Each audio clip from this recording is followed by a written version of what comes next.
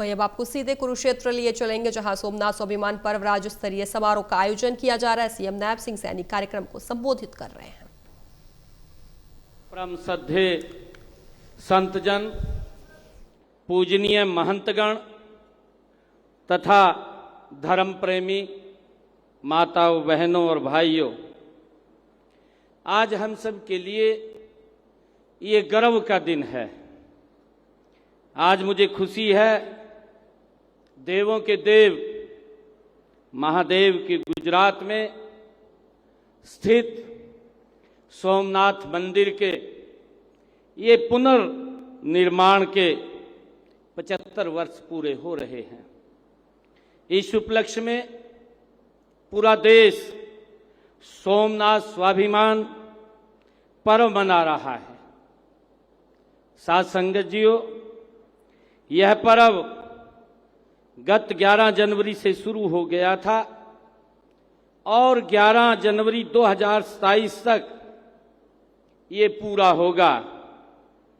आज हम सब के लिए ये बहुत ही गर्व की बात है कि जहां हम संगमेश्वर महादेव मंदिर में आज सोमनाथ मंदिर के साथ जुड़ेंगे और देश के यशस्वी प्रधानमंत्री आदरणीय नरेंद्र मोदी जी आज उस इतिहास के बारे में हम सबको अवगत कराएंगे। हम आज यहां वैदिक नदी अरुणा व सरस्वती के संगम पर यह पर्व हम यहां मना रहे हैं। यहीं स्थित श्री संगेश्वर मंदिर इन नदियों के संगम की याद सदियों से दिलाता रहा है। ऐसे पावन स्थल पर ऐसे ऐतिहासिक पर्व में शामिल होना ये हम सब के लिए गर्व की और सौभाग्य की बात है। मैं सबसे पहले तो भगवान भोलेनाथ के श्री चरणों में मैं दोनों हाथ जोड़ करके कोटि कोटि नमन करता हूं और आप सबको सोमनाथ स्वाभिमान पर्व की हार्दिक बधाई और शुभकामनाएं मैं देता हूं। साथियों, इस वर्ष देश के दौरान पूरे देश के श्रद्धालुओं की सोमनाथ मंदिर जाकर के भगवान भोलेनाथ के दर्शन करेंगे। विभिन्न प्रदेशों से भक्तों की यात्राएं वहां पहुंच रही हैं। हरियाणा से भी श्रद्धालुओं की विशेष ट्रेन आगामी 8 जून को यहां से रवाना होगी। हमने ऐसे आर्थिक रूप से जो कमजोर हमारे बुजुर्ग हैं उनको तीर्थ यात्रा कराने के लिए हरियाणा सरकार ने मुख्यमंत्री तीर्थ यात्रा योजना वो चलाई हुई है। यह विशेष ट्रेन इस योजना के ही तहत वहां सोमनाथ में उस पवित्र भूमि पर यहां से जाएगी। साथियों, सोमनाथ स्वाभिमान पर्व को जन जन का उत्सव बनाने के लिए आज सोमनाथ मंदिर में देश के यशस्वी प्रधानमंत्री आदरणीय नरेंद्र मोदी जी की गर्मामयी उपस्थिति में भव्य कार्यक्रम का आयोजन किया जा रहा है। उनके नेतृत्व में राष्ट्र का स्वाभिमान पर्व तो लंबे समय से चल रहा है। उन्होंने हमारे अनेक तीर्थों का जीर्णोद्धार भी कराया है। हम सब श्री राम मंदिर के उद्घाटन पर्व के तो साक्षी रहे हैं। प्रधानमंत्री आदरणीय नरेंद्र मोदी जी के नेतृत्व में काशी विश्वनाथ धाम का दिव्य और भव्य स्वरूप भी हमारे सामने आया है। साथियों, जिससे प्राचीन काशी की गरिमा पुनर्जीवित हुई है। आदरणीय प्रधानमंत्री नरेंद्र मोदी जी ने भयंकर बाढ़ के कारण केदार बाबा धाम में हुए नुकसान का भी पुनर्विकास वो करवाया है। आज देश के तीर्थ स्थलों का विकास, 4 धाम परियोजनाओं का, प्रसाद योजना और सांस्कृतिक धरोहरों के संरक्षण के माध्यम से भारत अपनी जड़ों से जुड़ रहा है। यह नए भारत का वह कालखंड है जहां विकास और विरासत साथ साथ चल रहे हैं।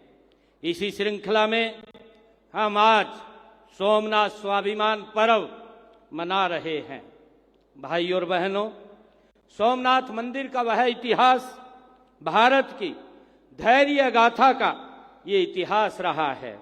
यह मंदिर अनेक बार टूटा, अनेक बार लूटा गया है साथियों, लेकिन हर बार 2 गुने साहस से ये खड़ा हुआ है। इतिहास इस बात का गवाह है कि जब जब सोमनाथ मंदिर पर प्रहार हुआ है तब तब पूरे देश की आत्मा आहत हुई है, लेकिन हर बार राष्ट्र ने यह सिद्ध किया है कि हमारी आस्था को तलवारें नहीं मिटा सकती हैं। सोमनाथ मंदिर का पुनर्निर्माण स्वतंत्र भारत के सांस्कृतिक पुनर्जागरण का ये उद्घोष था। जब देश आजाद हुआ, हम सब जानते हैं, तब लौह पुरुष सरदार वल्लभ भाई पटेल ने सोमनाथ के पुनर्निर्माण का ये संकल्प लिया। उन्होंने कहा था कि सोमनाथ का पुनर्निर्माण केवल मंदिर निर्माण नहीं है, बल्कि राष्ट्रीय सम्मान की ये पुनर्स्थापना है। ये सरदार वल्लभ भाई पटेल ने कहा था। यह वही भावना थी जिसने राष्ट्र को अपनी सांस्कृतिक जड़ों से जोड़ने का कार्य किया है। साथियों, हम सब जानते हैं 1951 में भारत के प्रथम राष्ट्रपति डॉक्टर राजेंद्र प्रसाद जी ने सोमनाथ मंदिर का उद्घाटन किया था। आज जब उनके 75 वर्ष पूर्ण हो रहे हैं, तब यह क्षण प्रत्येक भारतीय के लिए एक गर्व का विषय है। साथ ही सोमनाथ मंदिर पर आक्रमण का भी 1000 साल पूरे हो रहे हैं, क्योंकि इस पर पहला आक्रमण 1026 ईस्वी में हुआ था।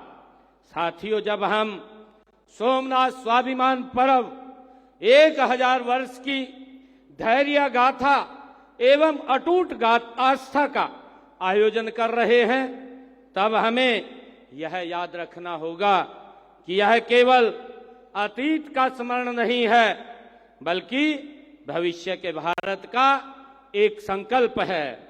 साथियों, जो समाज अपने इतिहास को भूल जाता है, उसका भविष्य भी कमजोर हो जाता है। इसलिए स्वाभिमान पर्व सांस्कृतिक जागरण का ये अभियान है। साथियों, हमें अपने बच्चों को आज ये बताने की आवश्यकता है कि भारत केवल भौगोलिक सीमा नहीं है, भारत एक सभ्यता है, एक संस्कृति है और एक आध्यात्मिक चेतना है। साथियों, हरियाणा सरकार भी अपनी सांस्कृतिक और आध्यात्मिक विरासत के संरक्षण के लिए साथियों निरंतर गति से कार्य कर रही है। हमारे तीर्थ स्थलों का विकास, मंदिर और सरोवरों का संरक्षण, धार्मिक पर्यटन को बढ़ावा देना, साथियों पावन सरस्वती एवं द्रश्वती नदियों के बीच स्थित धर्म क्षेत्र कुरुक्षेत्र की 48 कोस भूमि में 367 तीर्थ स्थल हैं। इनमें से कुछ लगभग लुप्त हो चुके हैं। हम इन तीर्थों का जीर्णोद्धार कर इनके वैभव को पुनः स्थापित करने के लिए हमारी सरकार कृत संकल्प है। साथियों, 2023 में 48 कोस कुरुक्षेत्र भूमि के 164 तीर्थ स्थलों के सर्वेक्षण एवं दस्तावेजीकरण के पश्चात 18 नए तीर्थों को इसमें जोड़ा गया है। इनमें अब इस पवित्र भूमि के 182 तीर्थों का आज दस्तावेजीकरण किया जा चुका है। साथियों, सब देश दर्शन योजना के तहत कुरुक्षेत्र को वर्ष 2015 में श्री कृष्णा सर्किट में शामिल किया गया था। इस सर्किट के तहत 48 कोस की परिधि में 134 स्थानों का पर्यटन स्थलों के रूप में विकास होगा। इसी कड़ी में ज्योतिसर तीर्थ में महाभारत थीम पर आधारित ज्योतिसर अनुभव केंद्र का लोकार्पण भी देश के यशस्वी प्रधानमंत्री आदरणीय नरेंद्र मोदी जी ने उनके करकमलों से साथियों 25 नवंबर को यहां हुआ था। आज मैं इस अवसर पर सभी संत महात्माओं, धार्मिक संगठनों और सामाजिक संस्थाओं और युवाओं से भी मैं ये आग्रह करता हूं कि सोमनाथ स्वाभिमान पर्व को जन जन तक पहुंचाने का हम सब कार्य करें, क्योंकि ये हमारी संस्कृति, हमारे संस्कार साथियों, इसको निरंतर आगे बढ़ाने का हम काम करें। जैसा मैंने बताया भी है, देश के यशस्वी प्रधानमंत्री आदरणीय नरेंद्र मोदी जी ने पिछले 11 वर्षों में हमारी संस्कृति का लगातार जीर्णोद्धार करने का काम वो कर रहे हैं।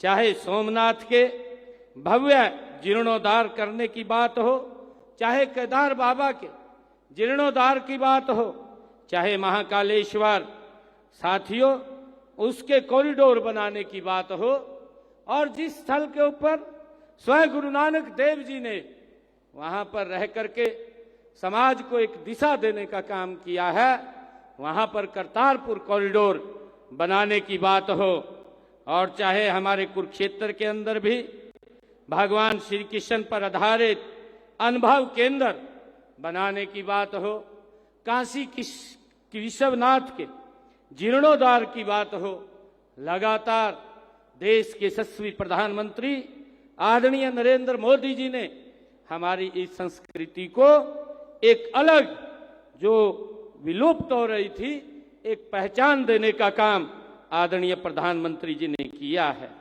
साथियों, गांव-गांव में सांस्कृतिक कार्यक्रम हो, शिव महापुराण और गीता पाठ हो, युवाओं में साथियों इतिहास के प्रति जागरूकता हो और समाज एकता एवं सद्भाव का संदेश हमें हर हर घर तक पहुंचाना है।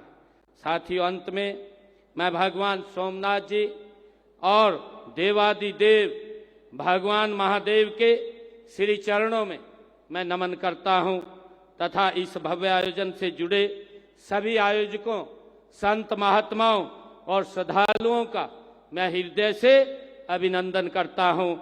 हर हर महादेव।